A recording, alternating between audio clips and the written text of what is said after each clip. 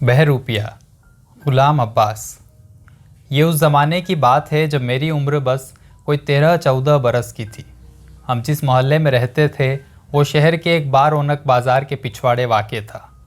उस जगह ज़्यादातर दरमियाने तबके के लोग या गरीब गुरबा ही आबाद थे। अलबत्ता एक पुरानी हवेली वहाँ ऐसी थी जिसमें अगले वक्तों की निशानी कोई साहबजादा साहब रहा करते थे। उनके ठाठ तो कुछ ऐसे अमीराना न थे, मगर अपने नाम के साथ रईस आज़म लिखना शायद वो अपना फ़र्ज़ मनसबी समझते थे। अधेड़ उम्र भारी भरकम आदमी थे, घर से बाहर ज़रा कम ही निकलते। हाँ, हर रोज़ तीसरे पहर हवेली के अहाते में अपने अहबाब के जुरमुट में बैठकर गप्पे उड़ाना और ज़ोर ज़ोर से कह कह लगाना उनका दिलपसंद मशगला था। उनके नाम की वजह से अक्सर हाजतमंद, यतीम खानों के एजेंट और तरह तरह के चंदा उगाहने वाले उनके दरवाजे पर सवाली बनकर आया करते। इलावा अजी जादू के प्रोफेसर, रुमाल नजूमी, नखाल, बाट और इसी किस्म के दूसरे लोग भी अपना हुनर दिखाने और इनाम व इकराम पाने की तवक्को में आए दिन उनकी हवेली में हाज़िरी दिया करते। जिस ज़माने का मैं जिक्र कर रहा हूँ, एक बहरूपिया भी तरह तरह के रूप भरकर उनकी हवेली में आया करता। कभी खाली कोट पतलून पहने, चमड़े का थैला गले में डाले, छोटे छोटे शीशों और नरम कमानियों वाली ऐनक आँखों पर लगाए चिट्ठी रसा बना हर एक से बेरंग ख़त के दाम वसूल कर रहा है। कभी जटाधारी साधु है, लंगोट कसा हुआ जिस्म पर भभूत रमाई हुई है, हाथों में लंबा सा चिमटा, सुर्ख सुर्ख आँखें निकाल निकाल बम महादेव का नारा लगा रहा है।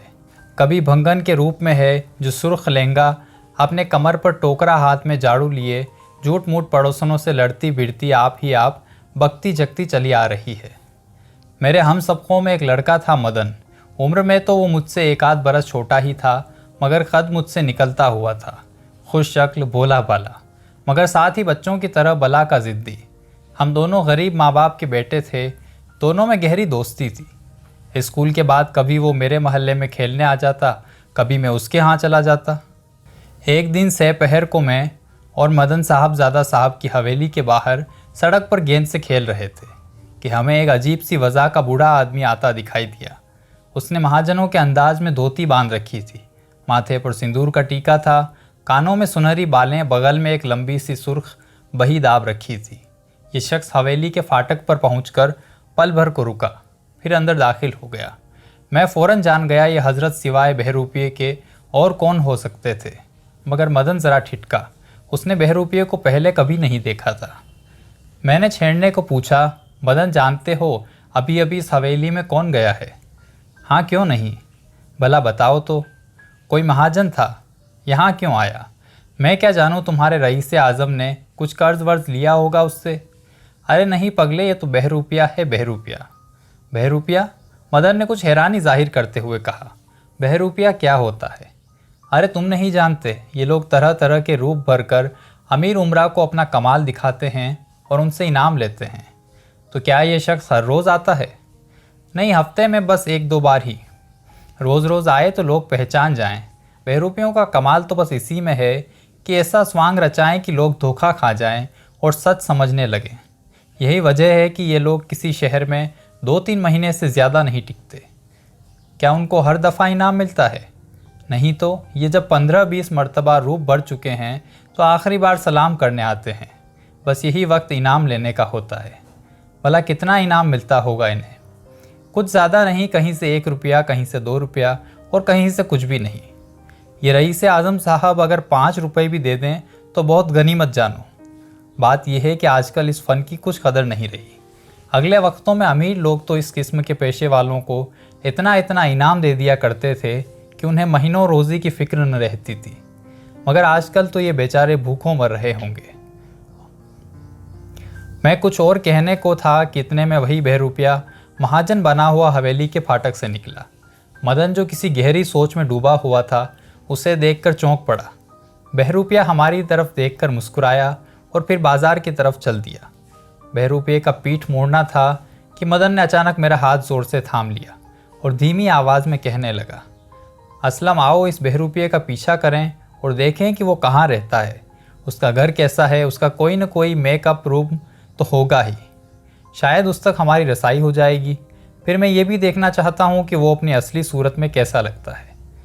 मदन, दीवाने न बनो, मैंने कहा, न जाने उसका ठिकाना किधर है, हम कहाँ मारे मारे फिरेंगे, न जाने अभी उसको और किन किन घरों में जाना है। मगर मदन ने एक न सुनी, वो मुझे खींचता हुआ ले चला। मैं पहले कह चुका हूँ कि उसके मिजाज में तिफलाना जिद थी। ऐसे लोगों के सिर पर जब कोई धुन सवार हो जाए तो जब तक उसे पूरा न कर लें न खुद चैन से बैठते हैं न दूसरों को चैन से लेने देते हैं। नाचार मैं उसकी दोस्ती की खातिर उसके साथ हो लिया। ये गर्मियों की एक शाम थी, कोई 6 का अमल होगा। अंधेरा होने में अभी कम से कम 1.5 घंटा बाकी था। मैं दिल ही दिल में हिसाब लगाने लगा। हमारा इलाका शहर के ऐन वसंत में है।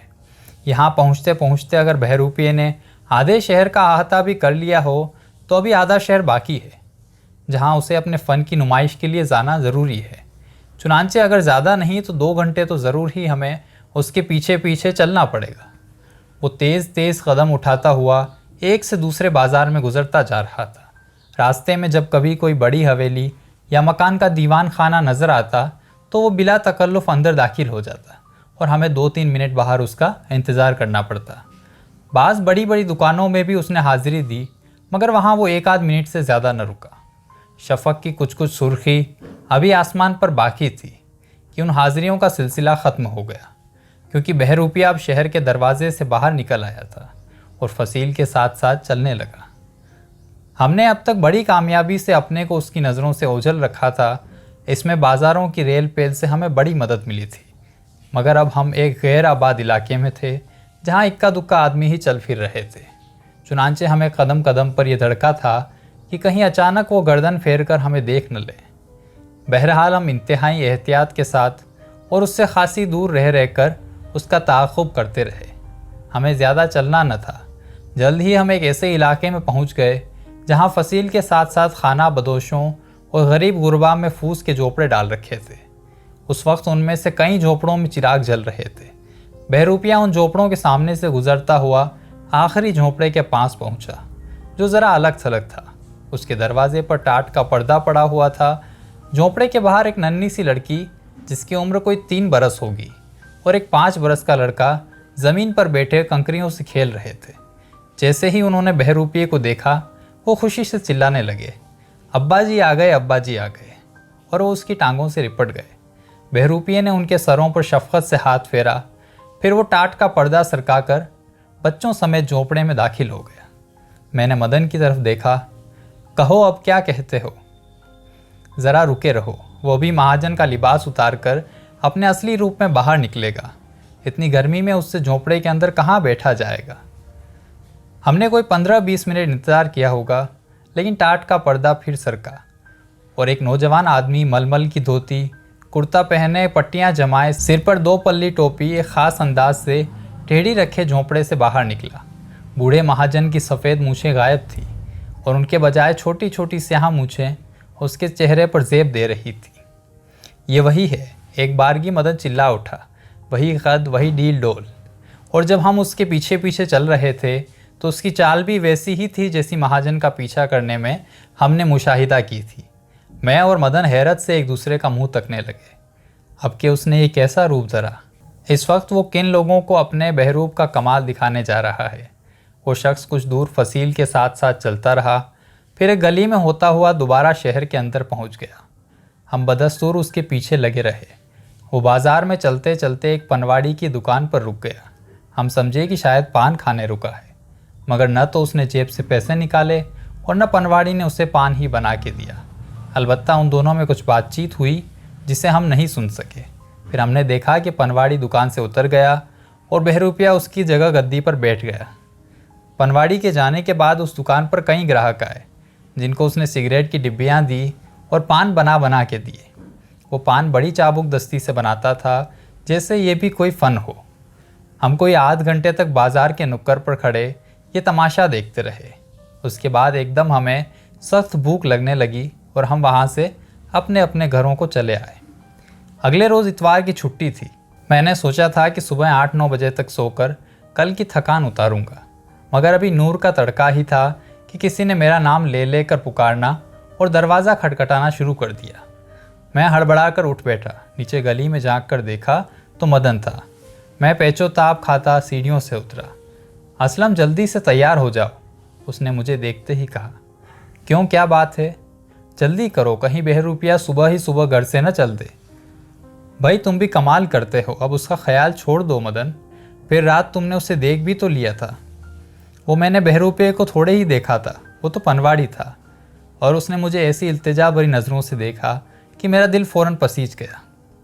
जब हम कभी दौड़ते कभी तेज़ तेज़ कदम उठाते फसील की तरफ जा रहे थे तो मदन ने मुझे बताया कि रात भर वो बहरूपे को ख्वाब में तरह तरह के रूप में देखता रहा।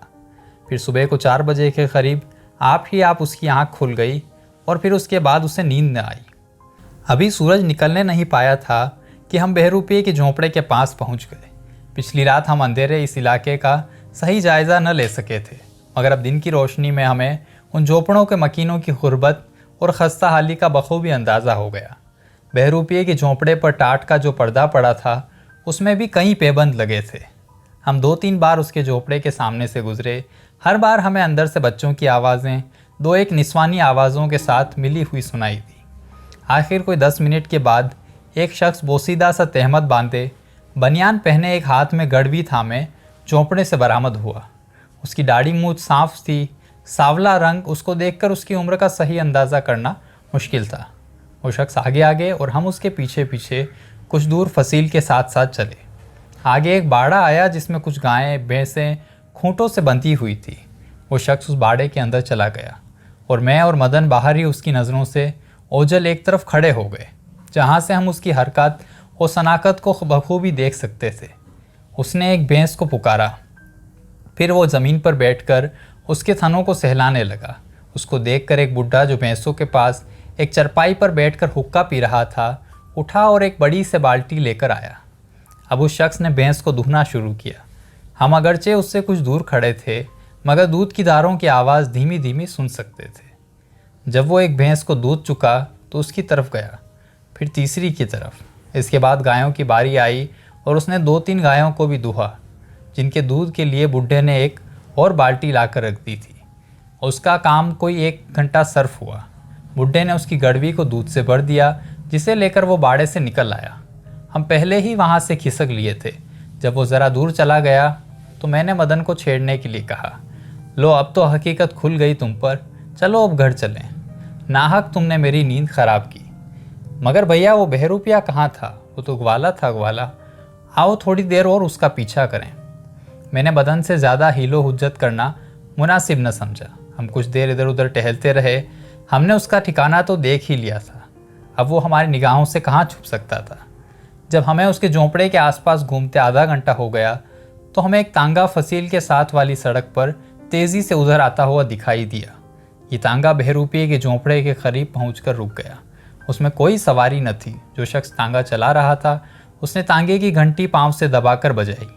उसकी आवाज़ सुनते ही एक आदमी झोंपड़े से निकला, जिसने कोचवान का सा खाकी लिबास पहन रखा था। उसको देखकर तांगे वाला तांगे से उतर पड़ा और ये शख्स तांगे में आ बैठा और सांसें थाम घोड़े को बड़ी महारत से हाँकने लगा।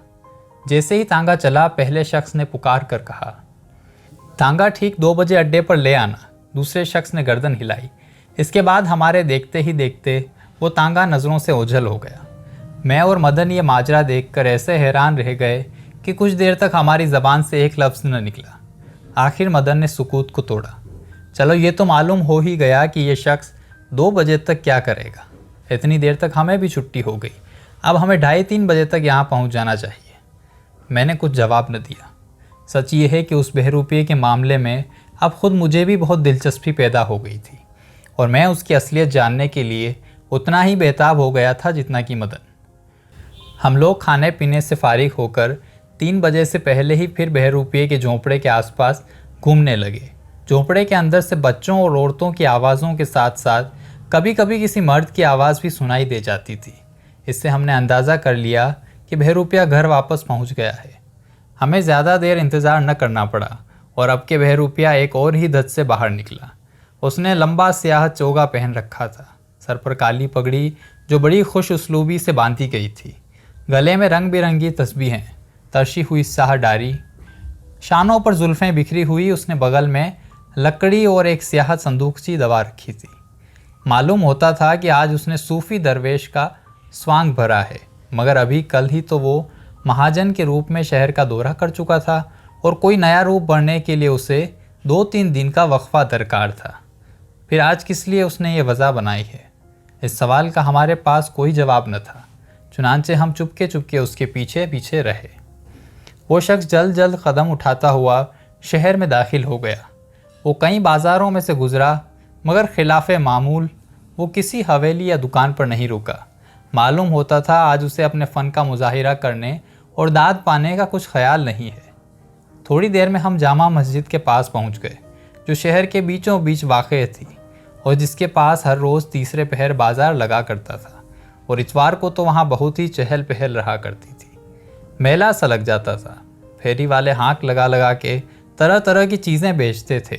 बच्चों के सिलाए सिलाए कपड़े, चज़ियाँ, टोपियाँ, कंघियाँ, चुटल्ले, इज़ार बंद, इत्र फुलेल, अगरबत्ती, खटमल मारने का पाउडर, मिठाइयाँ, चाँच, इलावा अजी, तावीज़ गंडे वाले, जड़ी बूटी वाले और ऐसे ही और पेशे वाले अपनी अनोखी वजह और अपनी मखसूस सदा से उस बाज़ार की रौनक बढ़ाते थे। हमारा बहरूपिया भी खामोशी से उन लोगों में आकर शामिल हो गया। उसने अपनी स्याह संदूकची खोली और दोनों हाथों में थाम ली। इस संदूकची में बहुत सी छोटी छोटी शीशियाँ करीने से रखी थी। उसने कुछ शीशियाँ संदूकची के ढकने पर फिर जमा दी। फिर बड़े गंभीर लहजे में सदा लगानी शुरू की। आपकी आंखों में धुंध हो, लाली हो, खारिश हो, कुकरे हो, बीनाई कमज़ोर हो, पानी ढलकता हो, रात को नज़र न आता हो, तो मेरा बनाया हुआ ख़ास सुरमा नैन सुख इस्तेमाल कीजिए। इसका नुस्खा मुझे मक्का शरीफ में एक दरवेश बुज़ुर्ग से दस्तयाब हुआ था। खिदमत खल के ख़याल से कीमत बहुत ही कम रखी गई है, यानी सिर्फ 4 आने की फ़ी शीशी। ये सुरमा इस्म ब मुसम्मा है। इसके लगाते ही आँखों में ठंडक पड़ जाती है। आइए एक सलाई लगवाकर आजमाइश कर लीजिए। इसके कुछ दाम नहीं।